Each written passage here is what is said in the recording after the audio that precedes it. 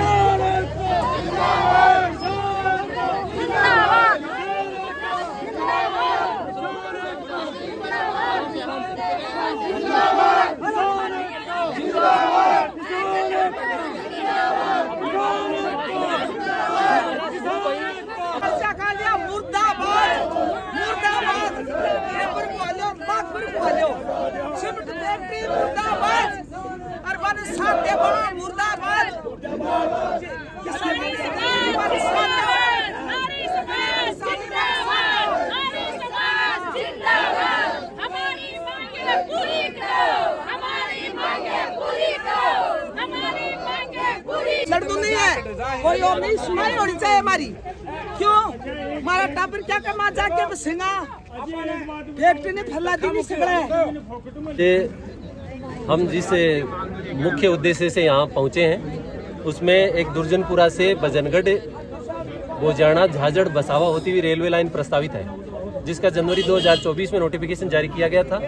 उसके बाद में किसान पिछले 1.5 साल से लगातार उस रेलवे लाइन के खिलाफ आंदोलन कर रहे हैं और उसका सबसे बड़ा कारण है कि सरकार ने जब आपत्तियां ली हमारी तो सभी किसानों ने अपनी आपत्तियां दर्ज कराई। आज तक हमारी एक भी आपत्ति का समाधान नहीं किया और उसके बावजूद किसानों को जबरन नोटिस जारी कर दिए गए और अब तो सरकार यहाँ तक करने लग गई कि किसानों के खेतों में जाकर, जबकि एक भी किसान ने अभी तक कोई मुआवजा नहीं लिया है, न सहमति दी है, उसके बावजूद किसानों के यहाँ जाके किसानों को डरा धमका कर उनको घरों से निकाल कर उनके मकान तोड़ने की कोशिश कर रहे हैं और जहाँ उनके खेत हैं वहाँ जानबूझकर पत्थरबाजी कर रहे हैं। 3 दिन पहले प्रशासन वहाँ बसावा में पहुँचा, सारे किसानों ने उसका विरोध किया और हमारी जो मुख्य मांग थी, हम ये नहीं चाहते कि देश का विकास हो, सीमेंट कंपनी अपना विकास करे, किसानों का अपना विकास हो, लेकिन हम जिस तरीके से सरकार और प्रशासन कर रहा है उसके सख्त खिलाफ है।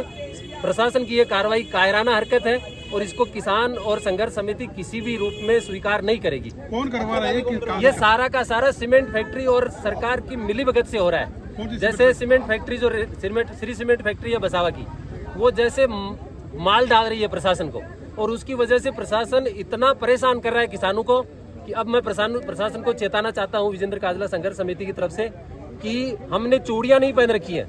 जब तक हमारी सारी मांगे नहीं मांगी जाती तब तक मेहरबानी करके आप किसानों को छेड़ना बंद कर दीजिए।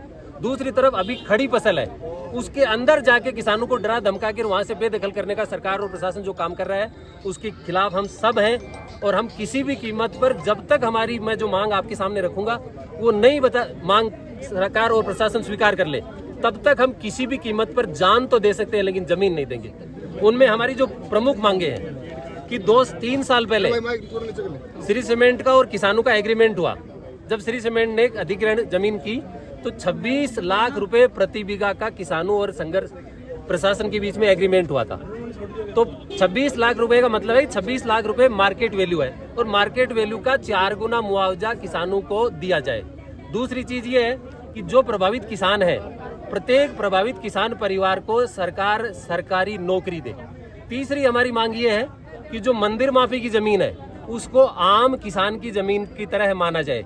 चौथी हमारी जो मांग है वो ये है कि अगर सरकार कंपनी को माल पहुंचाना चाहती है और रेलवे लाइन देना ही चाहती है कि वो उनके हाथ बंधे हुए हैं तो सड़क फिर दोनों तरफ, रेलवे लाइन के दोनों तरफ सड़क बननी चाहिए। इसके अलावा हमारी जो प्रमुख मांगे हैं वो श्री सीमेंट में जो आखिरी भुगतान हुआ किसानों को उसको बाजार मूल्य मानकर उसका 4 गुना मुआवजा मिले। खसरे का बंटवारा किए बगैर एक भी किसान को भुगतान नहीं हो, क्योंकि बहुत सारे खसरे ऐसे हैं जिसमें 10 किसानों का नाम आ रहा है और उसमें जमीन जा रही है 2 किसानों की, तो उन किसानों में आपस में लड़ाई होगी, उसके लिए जिम्मेदार केवल और केवल प्रशासन होगा। बस ठीक है भाई जी, बाकी कॉपी दे दो। आगे मैं आंदोलन करा बहुत बड़े भाई, मैं तो बड़े किसान का बेटे, मैं तो बैठे खेत में बैठा ना मार कर जाऊंगा। जमीन तो गई, मैं तो मरना है। तो मंडो किसान। एक जरूर बोलो। दूसरी बात है कि एक बीलवा का मां सासी समाज है, 1.5 साल से पानी तानी दर दर भटक रहे। सीमेंट फैक्ट्री CSR फंड से ट्यूबवेल बनावा है। पत्रकार ने खाना चाहूँ जार देखो मौका पर भी ट्यूबवेल ने ओटा पाइप काट ले जाए, पाइप वापस काट ले जाए। और बट आज बस बेचारा सास समाज पूरा बाहर कर लेवांगे। और सरकार की अगर टैंकरों पानी पा रहा, एक भी टैंकर पानी को पूछो आज दसा किसान की कोई सुन बाड़ो को नहीं। गूंगी बरी सरकार है, लंगड़ी हो चुकी, बरा भजन मंडली है, भजन गावा चून खाए। तो नरेंद्र कटवाल बिरोड, ग्राम पंचायत बिरोड।